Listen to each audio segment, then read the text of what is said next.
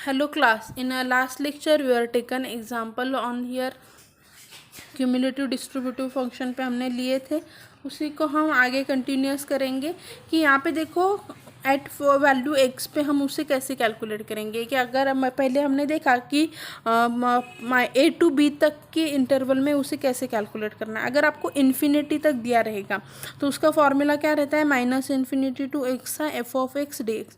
Formula same ही है density function का, खाली अभी इसमें चेंजेस क्या है कि माइनस इन्फिनिटी टू उस वैल्यू तक हमें कैसे कैलकुलेट करना है। ओके, यहाँ पे देखो उन्होंने एक एग्जांपल दिया गया है कि find the cumulative function cumulative distributive function F of x associate with the probability density function उन्होंने दिया है कि 0 to 1 में उसकी वैल्यू ये रहेगी, अगर दूसरी कौन सी भी वैल्यू रही तो उसकी वैल्यू 0 आ जाएगी। एंड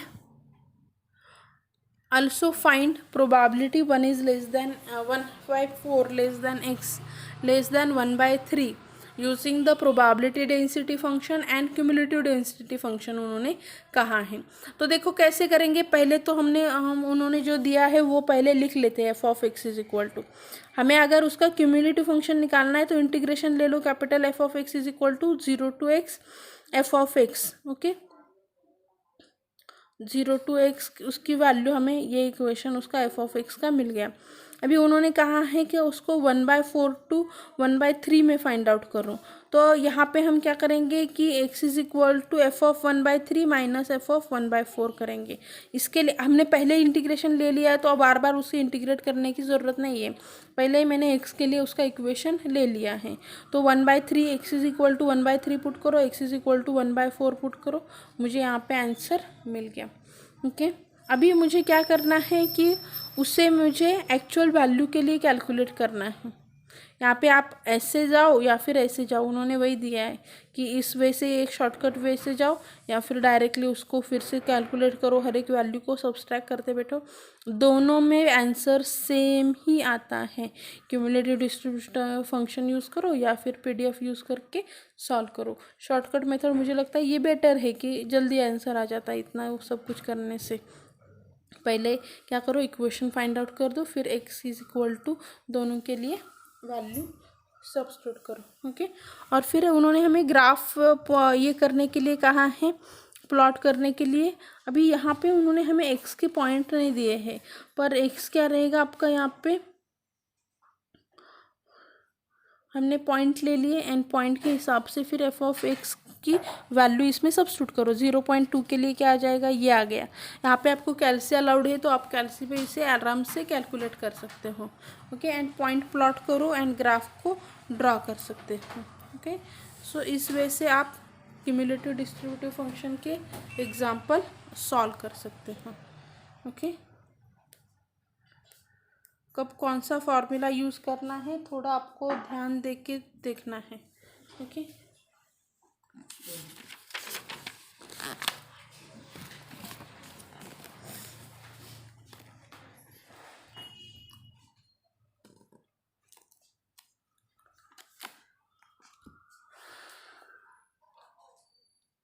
यहाँ पे भी उन्होंने सेम टाइप का एग्जाम्पल दिया है, आप उसे भी सॉल्व करके देख सकते हो। नेक्स्ट पॉइंट है एक्सपेक्टेड वैल्यू वेरिएंस। कि एक्सपेक्टेड वैल्यू मतलब आपका क्या रहता है, मीन रहता है। यहाँ पे उन्होंने दिया है expected value is nothing but the mean. E x is equal to formula याद रखना है, ये E x is equal to summation x i p i. And variance क्या रहता है आपका, यहाँ पे वेरिएंस को यहाँ पे सिग्मा, ये आपका सिग्मा स्क्वायर से डिनोट किया जाता है। एंड उसका फॉर्मूला जो है, वेरिएंस का फॉर्मूला जो है वो ये फॉर्मूला है वेरिएंस का, variance of x is equal to E x minus E x square. Okay, तो ये फॉर्मूला, ये पहला वाला नहीं भी याद रखा तो ये फॉर्मूला आपको याद रखना है। ये फॉर्मूला हम बहुत बार यूज़ करने वाले हैं। और स्टैंडर्ड डेविएशन मतलब क्या रहता है, अंडर रूट ऑफ आपका, under root of standard deviation मतलब क्या हो गया, आप under root of variance. Okay, variance जो है उसका स्क्वायर रूट ले लेंगे तो मुझे क्या मिल जाएगा, स्टैंडर्ड डेविएशन मिल जाएगा। ये सभी जो फॉर्मूलाज हैं आपको याद रखने हैं, क्योंकि ये फार्मूलाज हमारे लिए बहुत ज़्यादा इम्पोर्टेंट है। ओके, ये फार्मूला पे हम बहुत सारे एग्जांपल्स भी लेने वाले हैं। यहाँ पे भी देखो उन्होंने दिया है कि आपको expected value and variance find out करना है। Obtain on the upper most face when a fair die मतलब क्या रहता है आपका यहाँ पे कि जो क्यूब रहता है ना, हम खेलने में यूज़ करते हैं ऐसे वाला, जिस पे नंबर्स लिखे रहते हैं, ये वाला डाई, उस पे 1 2 3 नीचे 4, यहाँ पे सपोज 4 है, यहाँ पे 5 है, यहाँ पे 6 है, ऐसे जिसमें नंबर्स रहते हैं वो आपका डाई रहता है। तो यहाँ पे देखो टोटल सैम्पल स्पेस क्या रहेगा उस डाई का कि 1 2 3 4 5 एंड 6। तो उन्होंने क्या कहा है कि x denote the upper most face, तो उस पर 1 2 3 कुछ भी आ सकता है। उन्होंने ई एक्स फाइंड आउट करने के लिए कहा है। E x is equal to क्या है, summation of x i p I.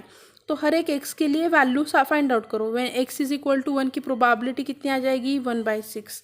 Total कितने साइड से, टोटल कितने साइड से 6 है। 1 कितने टाइम आता है, एक टाइम, तो उसकी प्रोबेबिलिटी 1/6। ओके, तो ये हो गया आपका probability at x is equal to 1। अभी probability at x is equal to 2, कितने हैं टोटल नंबर, 6 है। 2 आने की प्रोबेबिलिटी कितनी है, एक ही टाइम है, एक ही है। ऐसे आपको हर एक की प्रोबेबिलिटी निकालनी है। एक्स इज इक्वल टू 3 के आने की, 3 आने की प्रोबेबिलिटी कितनी है, 1/6।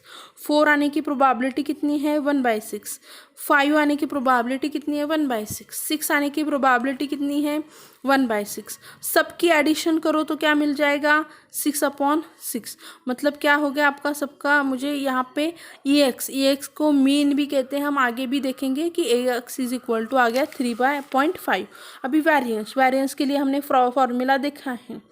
अभी हमें क्या चाहिए यहाँ पे, ई एक्स स्क्वायर नहीं, ई एक्स तो मिल गया, ई एक्स का स्क्वायर मैं कर लूँगी, मुझे ये एक्स स्क्वायर चाहिए। तो एक्स स्क्वायर के लिए फिर हम क्या करेंगे, यहाँ पे देखो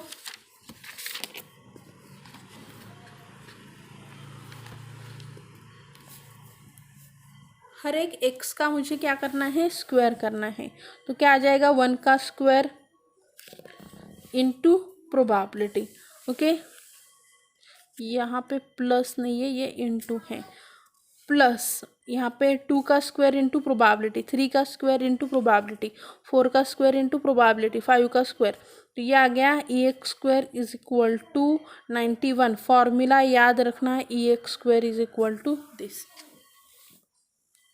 ओके, तो वेरिएंस क्या आ गया, 91, एंड हमने जो निकाली थी वो, तो आंसर आपका ये आ गया। ओके, इसके आगे भी उन्होंने सेम टाइप के एग्जांपल दिए हैं। आपको कंसेप्ट याद रखने हैं कि हमें इसी टाइप से आपको क्या करने हैं, एग्जांपल्स को सॉल्व करना है। Okay, now next point we will take in next lecture.